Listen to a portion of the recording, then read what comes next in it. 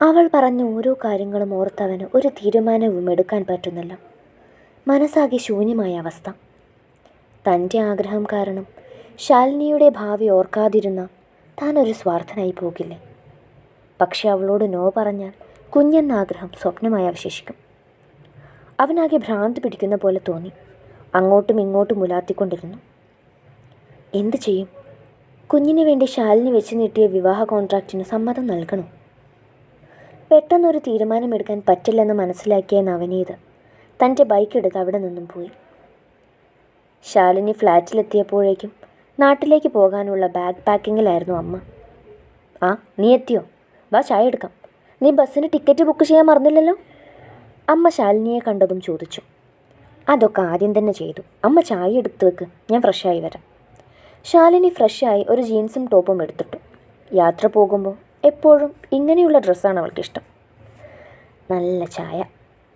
ചായ ആസ്വദിച്ച് കുടിച്ചുകൊണ്ട് ശാലിനി പറഞ്ഞു, മോളെ, നീ അവനോട് സംസാരിച്ചോ? അമ്മ ചോദിച്ചതിന് അവനൊന്ന് മൂടി. എന്നിട്ട് അവനെന്ത് പറഞ്ഞു? കല്യാണത്തിന് സമ്മതമാണോ? അമ്മ ആവേശത്തോടെ ചോദിച്ചു. അറിയില്ല, ആലോചിച്ച് തീരുമാനം എടുക്കാൻ പറഞ്ഞു. അതവിടെ നിൽക്കട്ടെ. ശില്പ എന്തോ വാങ്ങാൻ പറഞ്ഞിരുന്നല്ലോ. എനിക്കറിഞ്ഞൂടാ, ഫോണിൻ്റെ എന്തോ കുന്ത്രാണ്ടാണ്. നിൻ്റെ ഫോണിലേക്ക് വിട്ടിട്ടുണ്ടെന്ന് പറഞ്ഞു. അമ്മ എണീറ്റ് പോയി. ഫ്ലാറ്റ് ലോക്ക് ചെയ്ത് താഴേക്കിറങ്ങി ഒരു ടാക്സി വിളിച്ച് ശില്പയ്ക്കുള്ളതും വീട്ടിലേക്ക് ആവശ്യമുള്ള കുറച്ച് സാധനങ്ങളും വാങ്ങി ബസ് സ്റ്റോപ്പിൽ ചെന്നിറങ്ങി. സ്റ്റോപ്പിലെത്തി അധികം സമയമായില്ല. അപ്പോഴേക്കും ബസ് വന്നു.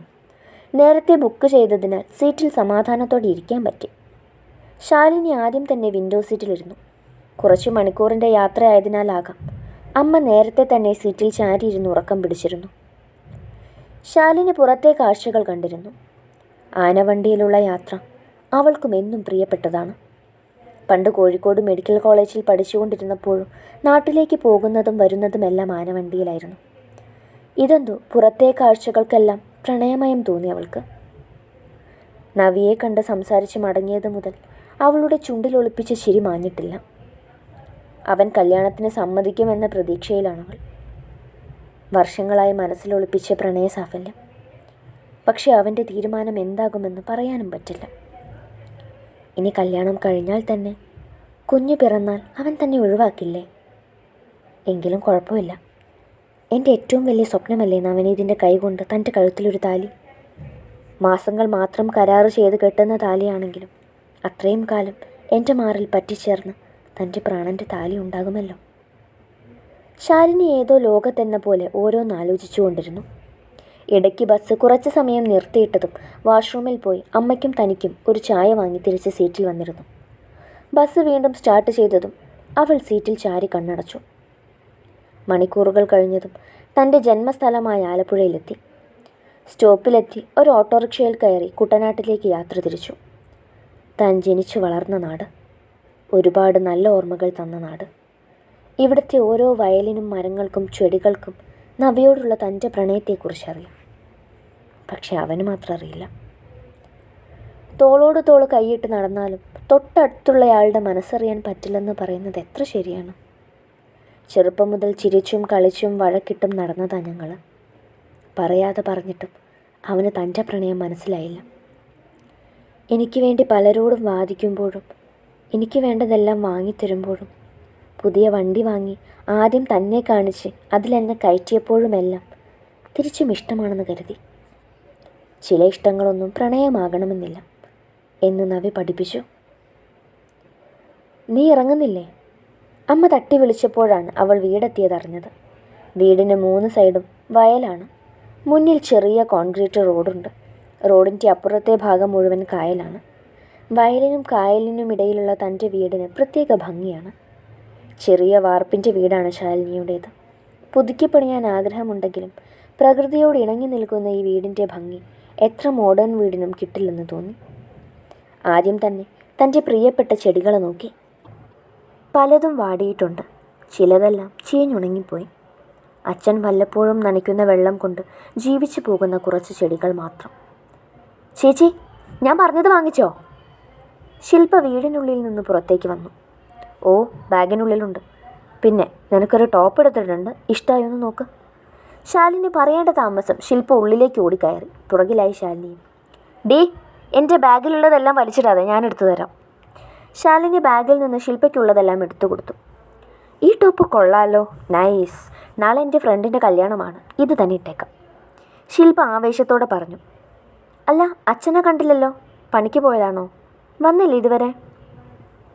ശാലിനി ചോദിച്ചതും ശില്പ ടോപ്പ് മടക്കി ടേബിളിൽ വെച്ചു. വന്നിരുന്നു, നിങ്ങളെ കുറച്ച് സമയം കാത്തു നിന്നു. കാണാത്തപ്പോൾ ചോറ് കഴിച്ച് കവല വരെ പോയി വരാമെന്ന് പറഞ്ഞ് പോയതാ. ശില്പ മറുപടി കൊടുത്തു. ഓ, എന്നാ കണക്കായി. നേരം മോന്തിയായ അങ്ങേര് 4 കാലയിലല്ലാതെ കയറി വരില്ല. നിങ്ങൾ രണ്ടും വല്ലതും കഴിച്ച് കിടക്കാൻ നോക്കും. അമ്മ നീരസത്തോടെ അടുക്കളയിലേക്ക് കയറി. ശാലിനി ഡ്രസ്സ് മാറ്റി വന്നപ്പോഴേക്കും ശില്പ കഴിച്ചു തുടങ്ങിയിരുന്നു. ആ, ചിക്കൻ കറിയാണോ? നീ ഇതൊക്കെ ഉണ്ടാക്കാൻ പഠിച്ചോടി? അവൾ പ്ലേറ്റിലേക്ക് ചോറും കറിയും വിളമ്പി. ചേച്ചി എന്നെക്കുറിച്ച് എന്താ വിചാരിച്ചേ? ഞങ്ങൾ ഹോസ്റ്റലിൽ കുക്ക് ചെയ്യാറുണ്ട്, അങ്ങനെ പഠിച്ചതാ. കഴിച്ചിട്ട് പറ എങ്ങനെയുണ്ടെന്ന്. ശില്പ അഭിമാനത്തോടെ ചോദിച്ചു. അടിപൊളി, നല്ല ടേസ്റ്റ് ഉണ്ട്. അല്ല, നിനക്കെന്നാ ഹോസ്റ്റലിലേക്ക് തിരിച്ചു പോകേണ്ടത്? ശാലിനി അനിയത്തിയെ നോക്കി. ഞാൻ ചേച്ചി വരുന്നുണ്ടെന്ന് അറിഞ്ഞപ്പോൾ ലീവ് എടുത്തിട്ട് പോന്നതാ. അമ്മയും ചേച്ചിയും ഇല്ലെങ്കിൽ അച്ഛൻ്റെ നശിച്ച കള്ളുകൂടി കാരണം ഈ വഴിക്ക് ഞാൻ വരാറില്ല.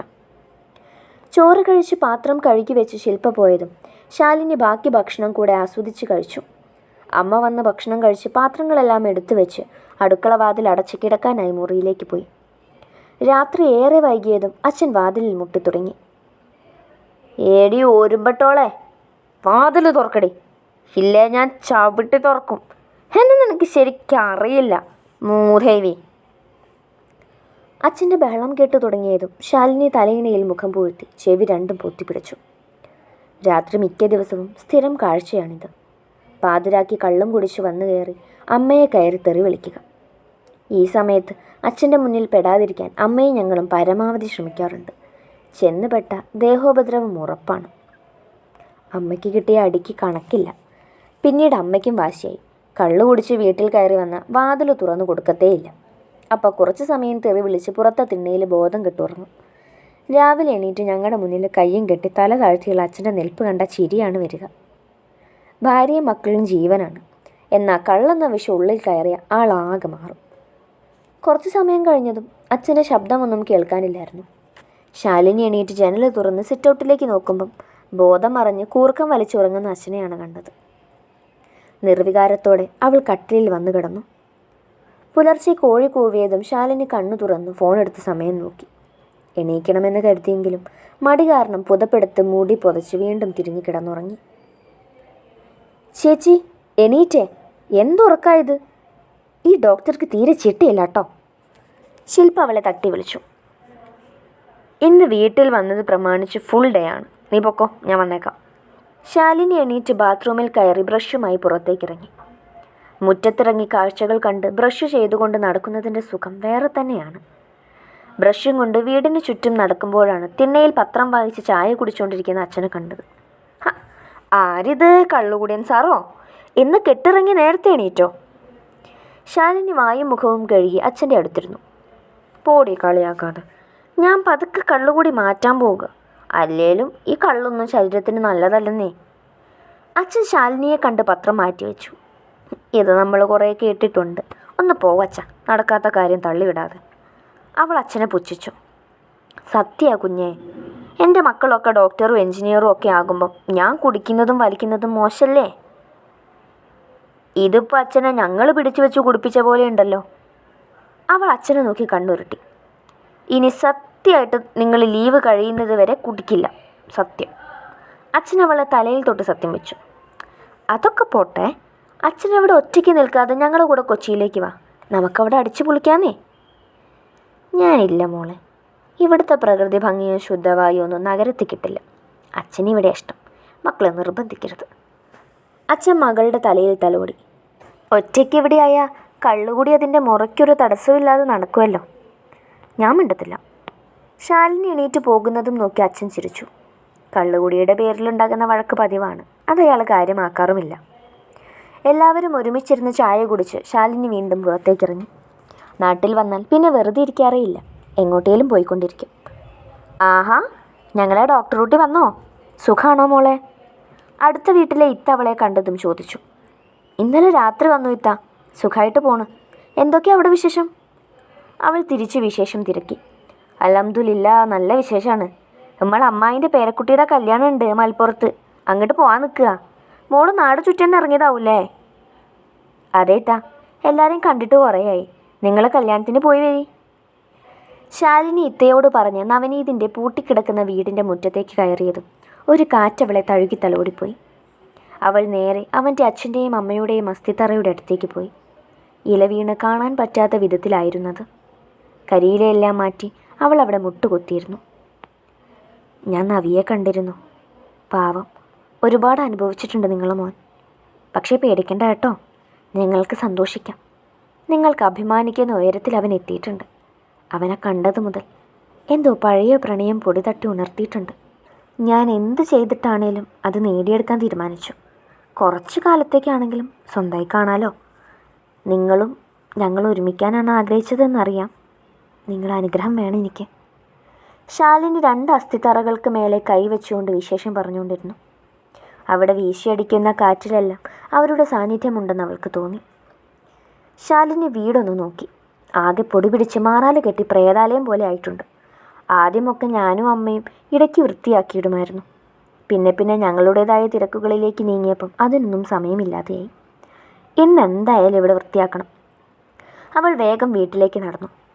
അമ്മ, അമ്മ, എന്തിനാ വിളിച്ചു കൂവണേ? നിൻ്റെ ഊരദണ്ടലൊക്കെ കഴിഞ്ഞെത്തിയോ? അമ്മ കയ്യിൽ പറ്റിയ വെള്ളം തോളിൽ കിടന്ന തോർത്തിൽ തുടച്ച് മാക്സി എളിയിൽ കുത്തി മുറ്റത്തേക്ക് വന്നു. അമ്മ, നവിയുടെ വീടിൻ്റെ കീ ഒന്ന് തന്നെ. അവിടെ വൃത്തിയാക്കാനാ. അവിടെ വൃത്തിയാക്കാൻ നിന്നെക്കൊണ്ട് ഒറ്റയ്ക്ക് കൂട്ടിയാൽ കൂടുമോ? എനിക്കാണേ ഇവിടെ തന്നെ ഒത്തിരി പണി കിടപ്പുണ്ട്. ആരെങ്കിലും വിളിച്ച് വൃത്തിയാക്കിയാൽ പോരെ? അമ്മ അവളോട് ചോദിച്ചു. ഞാനൊന്ന് വൃത്തിയാക്കാൻ പറ്റുമെന്ന് നോക്കട്ടെ. ശില്പയും കൂട്ടിക്കോളാം. അമ്മ കീ താ.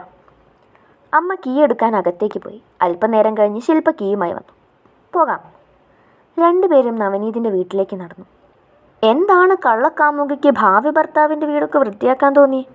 ശില്പ കള്ളച്ചിരിയോടെ ചോദിച്ചു. വീടങ്ങനെ കിടക്കുന്നത് കണ്ടപ്പോൾ സഹിച്ചില്ല. എത്ര കളിച്ച് നടന്ന ഓർമ്മകളാണ് ആ വീട്ടിൽ.